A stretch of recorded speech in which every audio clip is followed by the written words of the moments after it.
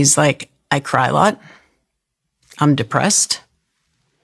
And wouldn't you be if it was one of the first quadruplets I think I've ever treated. Now you have this 27-year-old who's seeing his siblings who are at 27, like enjoy their life and doing all these things. And he's being told he can take 2,500 steps a day.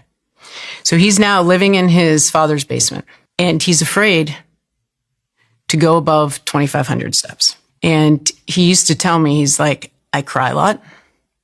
I'm depressed. And wouldn't you be if...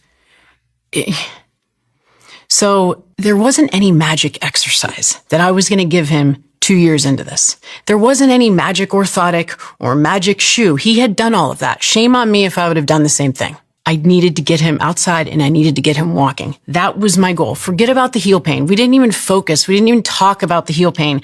I knew I needed to get him outside and start loading his foot. 2 years, this foot, by the way, when you're walking, 4 to 6 times your body weight. It can handle 4 to 6 times your body weight when you're walking. But you don't load it appropriately and muscles atrophy. So I told him, we had a long conversation. So we introduced the concept of a micro walk, which is a 5-minute walk. So a 5-minute walk is about 500 steps. A 10-minute walk, about 1,000 steps. So that makes it like a little more digestible, right? So you're talking to him, you're like, listen, all I need is 5 minutes. And so we started 5-minute walks.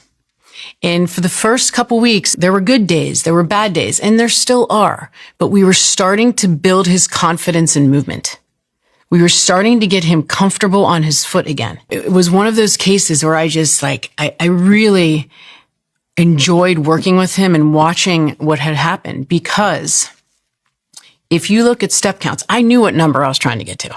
Because if you look at depression, for example, 5,000 steps a day can reduce the risk of having symptoms of depression.